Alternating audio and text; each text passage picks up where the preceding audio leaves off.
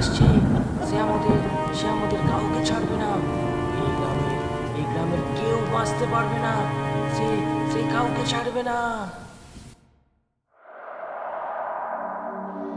ভৌতিক, রোমহর্ষকর, গা ছমছমে ভূতের ঘটনা শুনতে কে না চায়। আর সেটা যদি হয় সত্যি ভূতের ঘটনা, তাহলে গায়ের লোমগুলি কাঁটা দিয়ে ওঠে। রাত্রে বাইরে বেরোলে মনে হয় পিছনে কেউ একটা দাঁড়িয়ে আছে। এই রকম গা ছমছমে সত্যি ভূতের ঘটনা নিয়ে আমাদের আজকের নিবেদন, ভয় দেখানো ভয়ঙ্কর। এছাড়া আর কী বা করতে পারে ম্যাজিশিয়ান সাধুচরণ? দিনগুলো কেমন পাল্টে গেছে এখনকার ছেলে ছোকরার দল আর তার মতো ঝকঝকে পোশাক পরা ম্যাজিশিয়ানের ম্যাজিকের টানে ভিড় জমায় না কোথাও। গাজনের মেলা, রথের মেলা, পুজোর আনন্দ সবখানেই তখন গোল বাক্সের হাতছানি।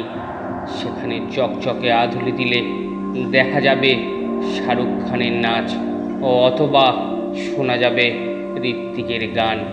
তারই পাশাপাশি সাধুচরণ, হাড় জিরজিরে পাঁজর গোনা বুক, কালো কুচকুচে শরীর, যতই রংচং মেখে সাজুক না কেন বহুরূপী, কেউ পাত্তা দেবে কেন তাকে? অতএব নিত্য নতুন ঢং করতে হয় তাকে।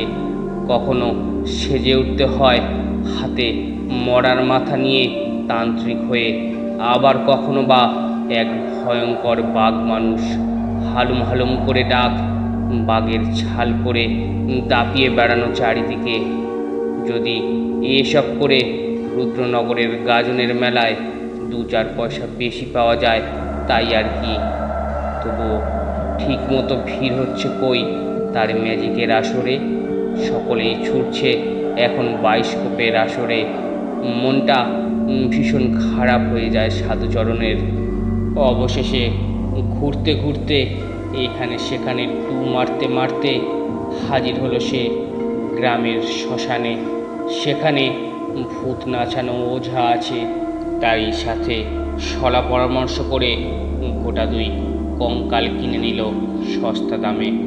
মনে হচ্ছে কাল থেকে বেশ জমে যাবে তার ম্যাজিকের খেলা। আলো আঁধারির মধ্যে কঙ্কাল যখন নাচবে হেসে উঠবে হো হো করে সাধুচরণ, পিলে চমকে ধরবে না। এমন কি কেউ আছে বাপের বেটা এই গাঁয়েতে? যেমন ভাবা তেমন কাজ, বিকাল থেকে সাজো সাজো রব। সকাল হতেই তার ভাড়া করার লোকেরা সাইকেল রিক্সাতে চোঙা ফুঁকছে। এই প্রথম রুদ্রনগরের মেলাতে অভাবনীয় ঘটনা, মৃত কঙ্কালের জীবন্ত নাচ। টিকিট মাত্র 5 শিকা, 5 শিকা, 5 শিকা। যতই বিকেল গড়িয়ে সন্ধে নামতে থাকে ততই বুকের ভেতর ধুকধুকানি বাড়ে সাধুচরণের।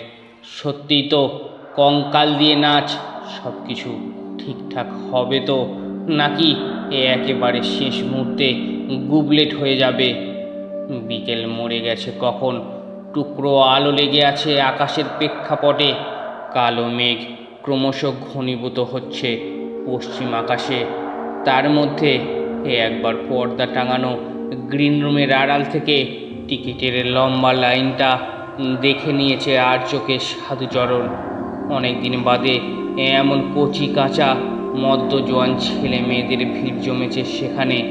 হায় রে, কোথায় হারিয়ে গেল সেই দিনগুলো যখন সাধুচরণের ম্যাজিক দেখতে দূর দূরান্তের গাঁ থেকে ছুটে আসতো পিলপিল করে মেয়ে পুরুষের দল। জম্পেশ করে সাজতে বসে সাধুচরণ। লম্বা কালো জোব্বা পরেছে সে, মাথার চুলগুলো করেছে আরও কালো কুচকুচে, চোখে এঁকে নিয়েছে দানব চিহ্ন। এই এক জীবন্ত শয়তান হয়ে সে দাপিয়ে বেড়াবে সারা মাঠ। কঙ্কাল দুটোকে নিয়ে নাচাবে, গান গাইবে, অট্ট হাসিতে তিলে কাঁপিয়ে দেবে। আর কি, সকলের সামনে এসে কালো জোব্বা পরা সাধুচরণ নমস্কার জানালো। হাততালি দিয়ে ওঠে কচিকাচার দল। দু একজন অতি সাহসী মানুষ ছুড়ে দেয় আধুলি আর খুচরো পয়সা। সাধুচরণ শুরু করেছে তার ভাষণ। মুখ কাঁপিয়ে শরীরের মধ্যে অদ্ভুত তরঙ্গ তুলে সে মহিমা বর্ণনা করেছে দুই কঙ্কালের। একজন ছিল এক দাগি চোর, আর একজন ভূত নামাতো পেশায় ওঝা, মরে কঙ্কাল হয়েছে। একটু বাদেই শুরু করবে তারা তাদের আজব কাণ্ড কারখানা। টিমে হ্যারিকেনের আলোতে প্রথম দেখা গেল কঙ্কালের ক্ষীণ হাত, তারপর গোটা শরীরটা নেচে উঠল। শুরু হয়ে গেছে কঙ্কালের নাচ। কেটে কেটে অদ্ভুত মন্ত্র করছে সাধুচরণ, আর তারই তালে তালে নিচে চলছে কঙ্কালটি। ভারী জমে গেছে খেলা। সাধুচরণের নামে জয়ধ্বনি উঠছে এখান সেখান থেকে। প্রথম কঙ্কালের খেল খতম। কিছুক্ষণের বিরতি। খুচরো টাকা পয়সা হিসেব করে সাধুচরণ দেখল 100 টাকা ছাড়িয়ে গেছে। অনেক দিন বাদে মা লক্ষ্মীর কৃপায় এত আয় হয়েছে তার। কথা দিয়েছিল বিশালাক্ষীর থানে পুজো দেবে, অমাবস্যাতে পাঁঠা মানত পড়বে সে। বিরতির পর আবার খেলা শুরু হলো। এবার দ্বিতীয় কঙ্কালের নাচ। ইতিমধ্যে বদলে ফেলেছে নিজের পোশাক সাধুচরণ। এখন আর কালো পোশাক নেই, টকটকে লাল চেরি পড়েছে। কপালে লম্বা সিঁদুরের টিপ, মাথায় চাপিয়েছে শুকনো জটা। চোখ দুটো বনবন করে ঘুরছে যেন লাল জবা ফুল। হুঙ্কার দিচ্ছে মাঝে মাঝে হ্রিং হ্রিং করে, আর তার সেই হুঙ্কারের তালে তালে নিচে চলেছে দ্বিতীয় কঙ্কালটি। নাচতে নাচতেই কঙ্কাল ঢুকে পড়েছে সামনে বসে থাকা দর্শকদের মাঝে। কেউ কারোর জায়গা থেকে উঠতে পারছে না। এমনই ভয়ে বিহ্বল অবস্থা সকলের।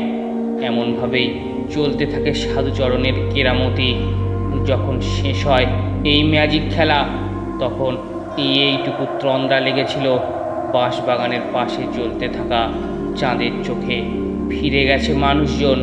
পয়সা কড়ি গুনে সাধুচরণ তখন চলেছে তার বাড়ির পথে। নির্জন পথ, মানুষজনের ভিড় খুব একটা নেই। আকাশ কেমন মলিন হয়ে গেছে, যেন কোনো মুহূর্তেই বৃষ্টি শুরু হতে পারে। কিন্তু বাঁশবাগানের পাশে কে দাঁড়িয়ে আছে? ভয়ে বুকে রক্ত জল হয়ে যায় সাধুচরণের। ঠ্যাঙা মতো একটা মানুষ। মানুষ কি এই রাতে কেন পথ আটকে দাঁড়িয়ে আছে তার? চোর নাকি? সকাল থেকেই গন্ধ পেয়েছিল বোধহয়। দু পকেটে মিলিয়ে খুচরোতে আধুলিতে 100-2 টাকা হবে। টাকা গেলে খাবো কি? সাধুচরণ ভাবতে থাকে। কিন্তু পেছোবার পথ নেই, কেননা সেখানেও এমনই এক ঢ্যাঙা মানুষ দাঁড়িয়ে। তাহলে কোথায় যাবে এখন সাধুচরণ? এক পাশে পানা পুকুর, অন্যদিকে বাঁশবাগানের ঝাড়। একবার ভাবল জীবন বাঁচাতে পানা পুকুরেই ঝাঁপ দেবে। পরক্ষণেই ভাবল বাঁশ গাছের ডালে উঠে বসে থাকবে সকাল অবধি। কিন্তু তার ভাবনাগুলো আর বোধহয় ফলবে না। ক্রমশই এগিয়ে আসছে সেই দুটি ঠ্যাঙা মানুষ। তারপর যখন আরও কাছে এলো তারা, চাঁদের আবছা আলোয় ঠাহর হলো সাধুচরণের। এতক্ষণ যাদের মানুষ বলে ভুল করছিল সে, তারা মানুষ নয়, দুটো কঙ্কাল। ঠিক যেমনটি সে কিনেছিল তেমনটি। কঙ্কাল দুটো হাসতে থাকে। হাসির কাঁপন পৌঁছে যায় সাধুচরণের বুকের মাঝে। তারপর শোনা যায় খোনা খোনা গলায় তাদের চিৎকার, সাধুচরণ, কঙ্কাল নাচ দেখিয়ে পয়সা কামাবি, এই ফন্দি ছিল তোর মনে। দেখ আজ তোর কি হয়। নিমেষে একটি কঙ্কাল তুলে নেয় সাধুচরণের শীর্ণ শরীর, আকাশের দিকে ছুঁড়ে দেয় তাকে। ঘুরপাক খেতে খেতে সাধুচরণ মাটির দিকে পড়তে থাকে। সবাই দেখে সে দ্বিতীয় কঙ্কাল ধরে নিয়েছে তার শরীরটা। এভাবে অনেকক্ষণ সাধুচরণকে নিয়ে লোফালোফি খেলতে থাকে দুইটি কঙ্কাল। হাসতে থাকে তারা হো হো করে, কাঁপতে থাকে বাঁশঝাড়। তারপর অজ্ঞান অচেতন সাধুচরণকে তারা ছুঁড়ে ফেলে দেয় পানা পুকুরের জলে। সকালে ঘুম ভেঙেছিল চাষি বলরামের। জোর দিতে যাচ্ছিল সে জমিতে, অবাক হয়ে দেখল সে জলার ধারে মরে আছে সাধুচরণ। চোখ দুটো ঠিকরে বেরিয়ে এসেছে, ছিটিয়ে ছিটিয়ে আছে তার খুচরো পয়সাগুলো। ভাবল সে, কে এভাবে মারল ম্যাজিশিয়ানটাকে? অথচ শুলো না তার পয়সা করি। কি অদ্ভুত ব্যাপার। গল্পটি কেমন লাগলো অবশ্যই কমেন্ট করে জানান, আর ভালো লাগলে চ্যানেলটি সাবস্ক্রাইব করে নিন। ধন্যবাদ।